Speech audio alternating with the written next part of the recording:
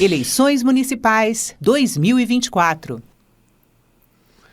A educação infantil é uma das principais atribuições dos municípios e um dos maiores desafios para os gestores municipais que serão eleitos neste ano. De acordo com o Censo Escolar de 2023, 4 entre cada 10 matrículas da educação básica estão nas redes municipais. Elas são responsáveis por mais de 72% das matrículas nas creches e na pré-escola. No ensino fundamental, essa fatia representa um pouco mais de 58%. A Constituição estabelece que as prefeituras destinem, no mínimo, 25% de sua arrecadação para a educação. E para entender melhor quais são os principais desafios que os novos prefeitos terão a partir de janeiro do ano que vem na área de educação, nós recebemos agora Alessio Costa Lima, presidente da União Nacional dos Dirigentes Municipais de Educação, a Undime. Bom dia, Alessio. Bom dia a todos que nos acompanham, da Rádio, TV, Câmara. É um prazer estarmos aqui para dialogarmos sobre a educação. Alessio, na entrevista anterior eu falei de saúde, eu vou fazer a mesma pergunta, fazer um paralelo com vocês da educação. O que cabe na educação, né? Só para a gente esclarecer o público, a educação, assim como a saúde, também tem um componente estadual, outro municipal e outro federal. O que cabe aos municípios na área de educação? Vamos esclarecer os nossos ouvintes e telespectadores. Que parte da educação é de responsabilidade direta dos municípios? Bem, na área da educação, nós temos a LDB, que é a Lei de Diretrizes e Bases da Educação Nacional, que ela foi aprovada desde 1996. Então, é ela que rege toda a educação no nosso país. Então, a LDB, a partir de 1996, ela definiu competências bem claras, né, de responsabilidades também. Então, cabe aos municípios a oferta de toda a educação infantil e o ensino fundamental. E cabe aos estados, de forma complementar, a oferta do ensino fundamental e também o ensino médio. E a União coube o ensino superior. Então, assim, a lei já sinaliza uma divisão de ofertas, de etapas e modalidades, né, por entes federados, cabendo ao município, basicamente, né, prioritariamente, a questão da oferta da educação infantil e do ensino fundamental. Portanto, cabe ao município a maior parte, né, da oferta da educação básica, ou seja, praticamente 14 anos, né, da educação básica. A educação básica ela é formada por educação infantil, ensino fundamental e ensino médio. 5 anos de educação infantil, 9 anos de ensino fundamental e 3 anos de ensino médio. Então, ao todo, a educação básica tem 17 anos. Desses 17 anos de escolaridade, 14 anos, né, estão, Cláudio, sobre a responsabilidade das redes municipais. Isso é como está organizada a educação no nosso país. E, é claro, o nosso país é um modelo atípico, é uma república federativa que, como mesmo você falou, ela traz essa divisão e autonomia dos entes, né, nas instâncias nacional, estaduais e municipais. Então, são todas as 3 instâncias autônomas, né? Elas podem elaborar suas próprias políticas, mas elas devem trabalhar de forma integrada, de forma, como diz a Constituição, em regime de colaboração na definição das políticas. Assim, nós temos políticas que são definidas no âmbito nacional, políticas que são definidas no âmbito nacional e políticas que estão definidas no âmbito local. A diferença é que as políticas e as políticas definidas no âmbito estaduais, elas são para cumprimento pelos municípios. Então, observe que os municípios, eles têm que dar conta das suas políticas, do cumprimento das suas políticas, das políticas que são concebidas e definidas no âmbito do seu estado e das políticas que são definidas e concebidas no âmbito federal, né? Através da Undime, que é a União Nacional dos Dirigentes Municipais da Educação, que representa os gestores educacionais dos 5.568 municípios brasileiros, a gente tem buscado um espaço cada vez maior de participação no governo federal na hora da definição e da elaboração dessas políticas, justamente para a gente dizer das demandas, das urgências, das necessidades e das prioridades, né, dos municípios brasileiros, para que essas políticas que são concebidas na instância federal, elas de fato, elas venham atender a esses interesses, a essas necessidades. Porque muitas vezes, Cláudio, as políticas são concebidas em outras instâncias sem ouvir a parte que vai implementar. Então, são políticas de interesse de quem está lá em cima, mas não são interesse da população que está lá no município, nem são interesse dos gestores daqueles municípios, porque a necessidade deles, muitas vezes é outra e não aquela que é pensada, que é idealizada e que é definida numa instância, seja estadual, seja federal. Daí, Cláudio, a importância, né, a necessidade, como a própria Constituição coloca, que toda e qualquer política federal ou estadual, ela tem que ter, é imprescindível, ela tem que ter a participação dos municípios na sua elaboração, se for uma política para ser implementada no âmbito do município, né? Então, esse é um princípio, que é uma questão de luta, que é onde vem há tempo, trabalhando, né, nessa luta incansável, permanente, porque a cada 4 anos muda os governos estaduais e também o nacional, e a cada 4 anos a gente tem que estar lá dizendo, olha, se for conceber uma política, tem que ouvir, tem que ter a participação dos municípios. Graças a Deus, as últimas políticas,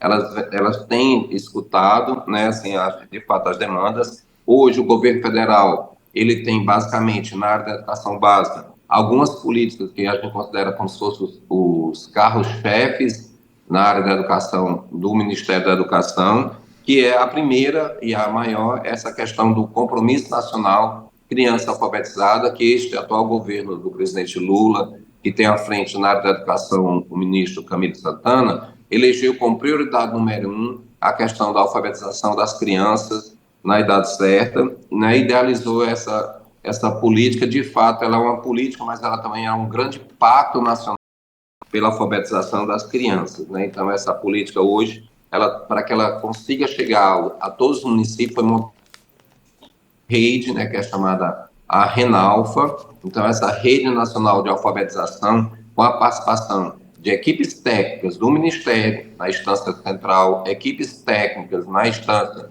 estadual da Secretaria de Educação do Estado e equipes técnicas no âmbito de cada um dos municípios. Nós temos um coordenador dessa política no âmbito municipal. Esse é o exemplo de uma política que é concebida e considera a participação nas 3 instâncias, e aí sim, Cláudio, a gente consegue ter uma política que é discutida, desenhada lá no nível nacional, mas que na sua implementação ela consegue chegar em cada um dos municípios brasileiros, porque só assim ela chegará também em cada uma das escolas públicas e em cada uma das nossas salas de aula. Então, assim como a política do Compromisso Nacional Criança Alfabetizada, este governo do presidente Lula também traz uma segunda política na área da educação, que é uma política, um desafio longo, né, que é a questão da oferta da educação em tempo integral, que é a política de escola a tempo integral. Essa política, o Brasil vem ensaiando algumas políticas ao longo dos últimos anos na tentativa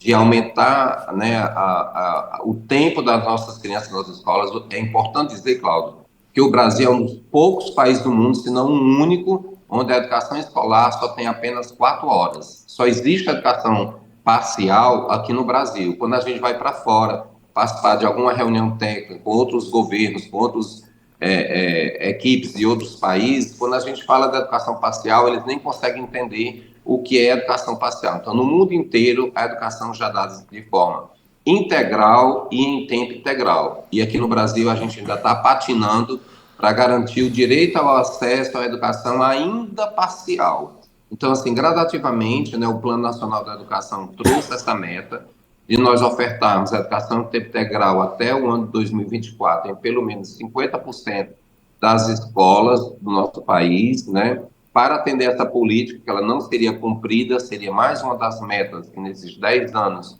não seria cumprida. O governo atual, o governo Lula, criou essa política escola tempo integral para aportar recursos aos municípios, de forma a motivar, a incentivar esses municípios a expandirem suas matrículas, a oferta de suas matrículas em tempo integral. Então, é uma política muito importante, né, que vem ampliar o tempo de permanência da criança na escola e que vem também tentar qualificar esse tempo com um currículo mais diversificado, com um currículo mais robusto, com um currículo mais rico, porque também, Cláudio, não adianta aumentar o tempo de uma escola que não tem qualidade, né? Você vai acabar tendo uma escola ampliada, mas sem agregar qualidade, sem agregar novas aprendizagens. Então, é fundamental ampliarmos o tempo, mas também garantirmos que esse tempo que foi ampliado, esse tempo seja um tempo com mais qualidade pedagógica.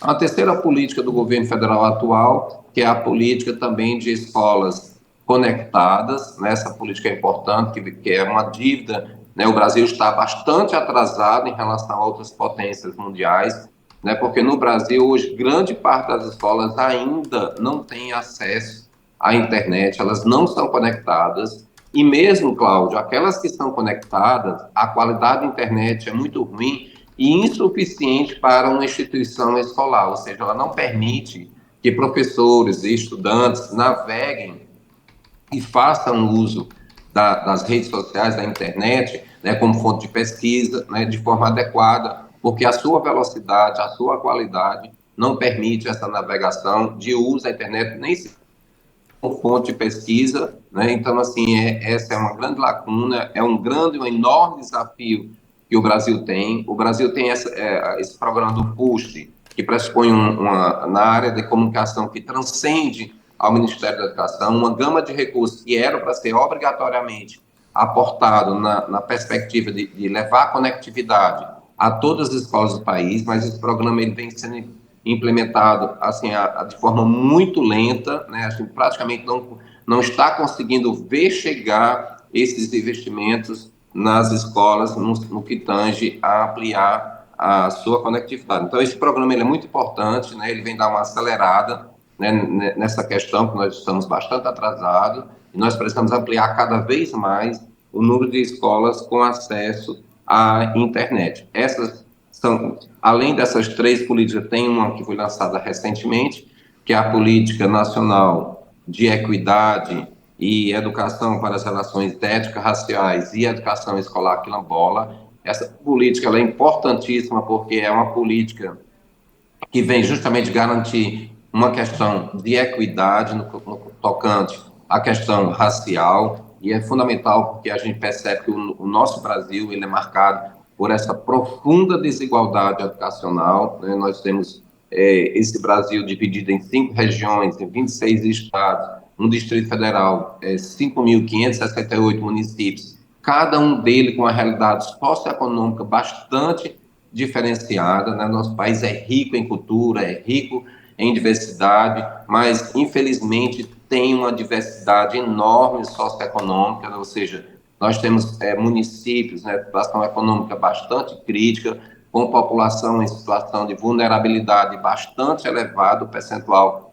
da população desses municípios, e, consequentemente, né, essa desigualdade socioeconômica, ela chega nas escolas, ela se reflete, claro, nos resultados de aprendizagem, nos resultados educacionais dessas escolas e desses municípios. Por isso nós temos um país tão desigual na oferta da educação, considerada essa questão da desigualdade do nível racial e essa desigualdade também do nível socioeconômico. Então nós precisamos diminuir cada vez mais esse abismo que existe, né, entre quem é pobre e quem é rico, esse abismo existente entre quem é da cor preta, quem é índio e quem é da cor branca, né? Assim, nós só vamos ter, de fato, uma verdadeira educação, uma educação cidadã, uma educação, de fato, com qualidade, se essa educação for verdadeiramente para todos, se ela for uma educação inclusiva e que ela não tenha, né, no seu interior tamanhas desigualdades, escolas de qualidades para uns e escolas com qualidade para poucos, né, como assim a gente vê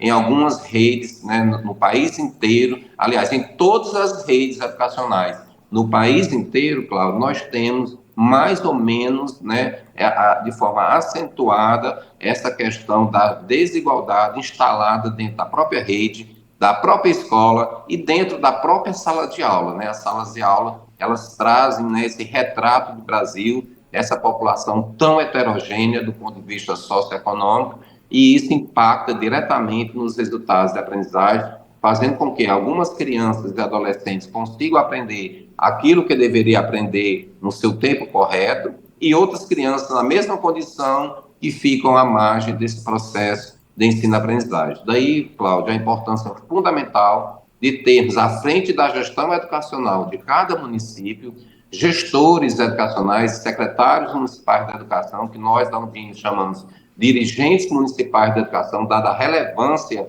que esse profissional assume, claro, porque ele detém a gestão de 25% do orçamento do município. Então, é uma parcela elevada, é um quarto dos recursos do município estão sob a responsabilidade da gestão do dirigente municipal da educação. Então, o secretário municipal da educação não pode ser qualquer um, ele não pode ser um parente do prefeito, ele não pode ser um parente do vereador, um cabo eleitoral do prefeito, um cabo eleitoral do vereador. Esse tempo já passou, Cláudio. Então, os prefeitos, né, nós estamos aí na iminência de um processo eleitoral, agora dia 6, né, que essa nova geração de prefeitos, que eles abram os olhos, né, na hora da escolha, o secretário mais caro, né, na hora da sua escolha, o secretário que ele tem que ter uma atenção especial, né, que não pode ser ponto de negociação, de acordos políticos e conchados políticos, é o secretário da Educação. Se ele não tiver um secretário da Educação com um perfil técnico, que seja, antes de tudo, um educador, não dá para fazer gestão em educação com economistas, com contadores, com pessoas que vêm de qualquer outra área do conhecimento, né, que não são educadores, que não vivenciaram, não vivencia o chão da sala de aula. Então, só dá para fazer realmente educação que promova essa transformação, né, porque a educação ela tem esse papel de cuidar da formação do cidadão e promover essa sua transformação enquanto cidadão, enquanto cidadã, e promovendo essa transformação individual, como diz o nosso Paulo Freire, como promover essa promoção, essa transformação da sociedade, né? Então, assim, a educação transforma as pessoas, como diz o Paulo Freire, e as pessoas transformam a sociedade. Mas a educação só irá transformar as pessoas se nós tivermos realmente gestores educacionais que sejam, de fato, educadores comprometidos com essa transformação, com essa formação plena e integral da criança, que não esteja preocupado em fazer economia, em gastar menos, né? E se esconder atrás do discurso que no Brasil a gente tem dinheiro demais, o que falta é gestão. A gente precisa das duas coisas. A gente precisa de uma boa gestão, mas uma gestão conectada com o desenvolvimento integral da criança, e só quem pode fazer isso é um educador, e um educador que entenda, que se qualifique, que aprenda a ser também um bom gestor para poder fazer uma boa gestão dos 25% dos recursos que estão sob a sua responsabilidade. Daí não é obrigado ele entender de tudo de financiamento, ele não é obrigado a entender de tudo de contabilidade, ele pode dispor na sua equipe da contratação desses profissionais para lhe subsidiar, mas não esquecendo o foco, que o foco principal é a educação, é a formação da criança e do adolescente. Então, à frente, temos que ter pessoas com sensibilidade, Cláudio, para conduzir políticas que vão ao encontro dessa criança que nós precisamos formar. Então, assim, cuidar da formação de uma pessoa não é cuidar do empacotamento de uma caixa, de uma indústria, colocar, botar um selinho e despachar. Cuidar de uma pessoa pressupõe, né, cuidar da formação de uma pessoa pressupõe cuidados, saberes e atenções que requerem, de fato, conhecimento técnico-pedagógico na área da educação, que requerem conhecimento de gestão escolar democrática, porque a gente só pode dizer que o Brasil é uma república verdadeiramente democrática, a república democrática, se nós conseguirmos vivenciar no dia a dia essa democracia. E o locus privilegiado, onde a gente aprende a ser realmente uma pessoa participativa, né, responsável com a sua comunidade, com o seu entorno, é na escola. Então, é na escola que a gente aprende esses modelos democráticos de participação. Então, nós temos que ter gestores educacionais que estejam comprometidos também, né, com a implantação de um modelo de educação libertadora, de um modelo que transforma as pessoas em sujeitos cada vez mais críticos e conscientes do seu papel enquanto cidadão e corresponsável com a transformação da vida da sua família, com a vida da sua comunidade, no seu entorno. Então, essa escola precisa ser essa célula de democracia, né? Então, assim, é fundamental a gente termos, de fato, esses gestores com esse espírito pedagógico, com esse espírito democrático, né, que esteja bem assessorado do ponto de vista da gestão financeira e da gestão contábil, para que a gente possa realmente fazer uma gestão verdadeiramente educacional. Então, assim, hoje nós temos aqui no Brasil uma das maiores leis, que é a lei do Fundeb, né, uma das maiores políticas mundiais de financiamento da educação, de descentralização de recursos, e a política do Fundeb, ela traz inovações, e uma delas é a questão dos 10% da cota parte do ICMS, que os estados têm que repassar para os municípios, e 10% desses recursos estão repassados agora, né, Cláudio, com base nos indicadores de desempenho educacional. Portanto, se você não tem um bom secretário municipal de educação, você jamais, prefeito, conseguirá avançar nos seus indicadores educacionais, e toda quarta-feira o seu ICMS virá menor ano a ano. Então, se você quer ter mais recursos no seu município, uma forma de você se capitalizar é cuidar bem dos recursos do Fundeb do seu município, é ter um bom gestor para que vocês possam melhorar os indicadores de aprendizagem, melhorar a captação de recursos do ICMS do seu município em relação aos outros estados. Essa é só uma das janelas de entrada de recursos que, quando você, prefeito, tem um bom secretário da educação, ele irá conduzir as políticas no âmbito municipal que venham, de fato, produzir bons resultados de aprendizagem, e produzindo bons resultados de aprendizagem, Cláudio, o município será contemplado com mais recursos, tanto do Fundeb, do ICMS, e agora no Fundeb também tem a novidade, né, que é a questão do VAA, que é o Valor Aluno Resultados Educacionais, que só recebe essa complementação da União, Cláudio, aqueles municípios que conseguem comprovar melhoria no atendimento escolar e melhoria na aprendizagem dos seus alunos. Então, se você quer ganhar também mais recursos no Fundeb, na complementação da União, no VAA, então fique atento, somente melhorando os seus indicadores de matrícula, né, de cobertura da sua rede escolar, ou seja, do seu atendimento escolar, da sua rede, do seu município, é somente melhorando nesse critério e no critério de aprendizagem, ou seja, nos indicadores das avaliações do SAEP do seu município, e reduzindo essa desigualdade educacional, porque o VAA só é beneficiado o município que consegue, no final, provar que cada ano está reduzindo as desigualdades educacionais entre quem é preto e branco, quem é índio, quem é branco, e quem é pobre e quem é rico no seu município. Então, aqui ficam essas duas dicas, Cláudio, para os novos prefeitos que estão aí como candidatos à Prefeitura Municipal, que vão assumindo a partir do dia 1º de janeiro de 2025, que vocês tenham a sabedoria salamônica de escolher o seu melhor secretário, que é o secretário da Educação.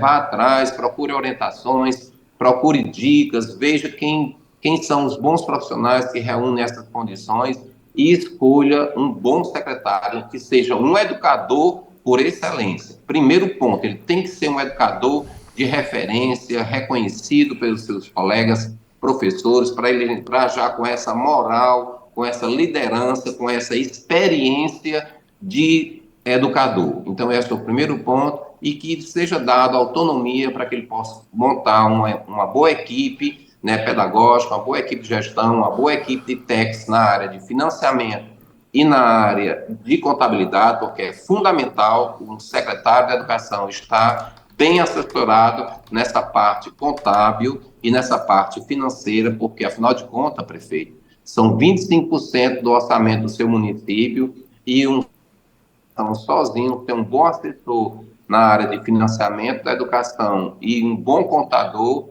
ele não dará conta das nuances, né, que existe hoje na legislação do Fundeb e em todas as legislações que permeiam a área da educação. Então, o segredo do sucesso de continuar melhorando a educação do seu município será escolher, de fato, um secretário municipal da educação que seja bastante qualificado, que essa escolha seja uma escolha onde deva prevalecer, né, a questão técnica acima de qualquer coisa.